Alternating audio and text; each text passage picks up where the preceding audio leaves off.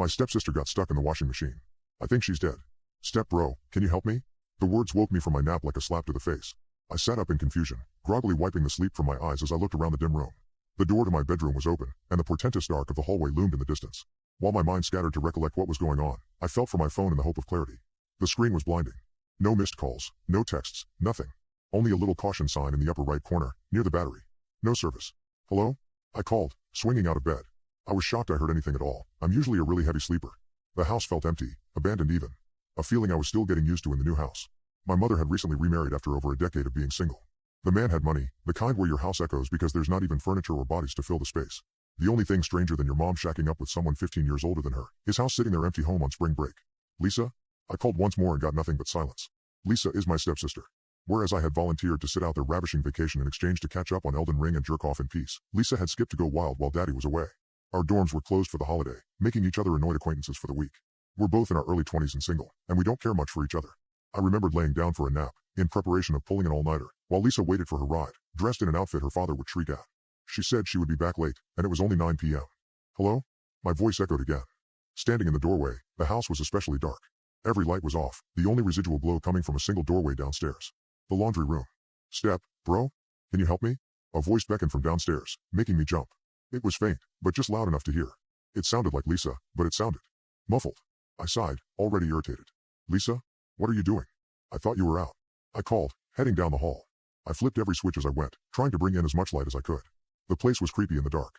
I came home to change. She slurred like she had been drinking and I got stuck. Down the stairs, past the framed doctorates and awards. Stuck in what? I asked on the stairs, awaiting the reply. There was a moment of silence like she was thinking about it. The washing machine. Can you help me? She asked, pitifully. She had to be f***ing with me. Are you f***ing with me? I asked, scoffing. The implication of the situation was not lost on me. No, I'm not. Look, I got sick and threw up, step bro. Like a lot. I couldn't keep enough down. I tried to get some clothes out to change, and I got stuck. All right? Now will you help me or not? Please. I looked at the bright doorway of the laundry room, the tile stark white and pristine. Something felt wrong, like I was being set up. I thought maybe it was some kind of prank, like a TikTok trend. I considered just leaving her there. She was a bit of a brat and had been nothing but unpleasant since the recent marriage. I was just about to turn and go back to my room when she started to scream. Step bro, help me out of this thing or I'll call the police and my father and then you'll all right. All right, geez. I'm coming, settle down, will ya? Stop calling me that, I sighed and hurried down the stairs, shuffling to the laundry room. Lisa cleared her throat like she was choking back vomit, before muttering a muffled apology. Thank you. The voice was deeper, and cracking towards the end. God, how much did you drink? It's still early. I muttered, stopping when I rounded the corner to the laundry room. The sight before me was ridiculous. The laundry room was so bright it was blinding, overhead fluorescence beaming above the clean floor and matching set of machines. The dryer and washer were next to each other, with a linen cabinet on the other end. Hanging out of the expensive front-load washing machine was Lisa, only her lower half visible. It was like she had tried to climb in and fallen asleep. Not only was she not stuck, she wasn't moving at all. Lisa? I asked, looking at her. The room was so quiet it was unsettling. I expected vomit, a spilled purse, something. But it was just Lisa in the washer, her hands tucked inside like she was using them as a pillow. She was wearing the same outfit. She had gone out in a striped bodycon dress so tight you could see her panty lines and platform heels. One of the heels was missing, leaving a single set of painted toes laying against the tile. Lisa? Are you all right? I asked from the doorway, not wanting to go in. Help me, step bro, I'm stuck, she said, her voice whining more than usual. Bullshit. You're not stuck, you're just laying in there. What is this? A joke? I asked, looking around the room for her phone, for the setup. But there was nothing but white, no camera, no one hiding around the corner recording. No, please, I really need help. I swear. Lisa started to sob, her voice breaking to the point of babbling. Help me, step bro, please. Except she wasn't moving, not even a little. It didn't even look like she was breathing. But the inside of the washing machine was dark, and I could only see the faint outline of the back of her head, her bob haircut tossed and completely still. What happened? That was all I could ask. The hair stood on the back of my neck, my palms sweating. The way she was just hunched in there, not even kicking her feet, the same recited line repeated again. Help me, step bro, even as she lay face down. She looked pale, sickly, and the harder I looked, the more it looked like her face was submersed, up to her ears in what looked like. Help me. Blood. I felt like I wanted to puke. I reached into my pocket for my phone, a cold sweat beating on my forehead as I cleared my throat. Lisa? Yes? What's my name? I pulled out my phone and unlocked it, bringing up the keypad. What do you mean, step? She started, her voice starting to break character. No service. I wouldn't do that if I were you. Lisa's voice was deep and struggling like she had a wet rag over her mouth. Her skinny arms reached to the mouth of the washer and started to pull herself out, and I could hear a trickling of liquid from the matted strands of her hair. She pulled her head from the washer, and with it, a splash of deep red washed over the tile. Her face was gone. Oh God, Lisa's devastated cavity of a face coughed, a sputter of blood painting the wall next to her.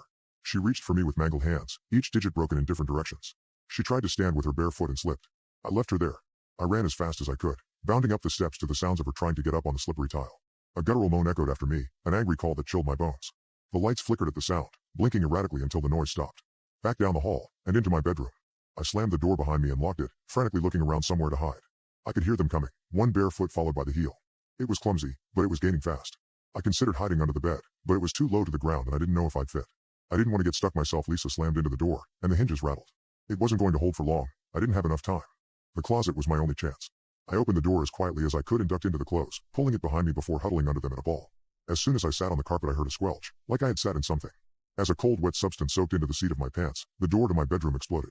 Wood splintered inward, and I watched through the slats of the closet door as Lisa slithered in.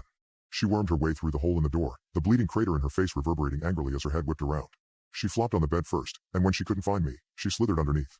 I watched in horror as she would temporarily pause after every move to sniff the air, her head twitching as she knocked things over in my room in the process.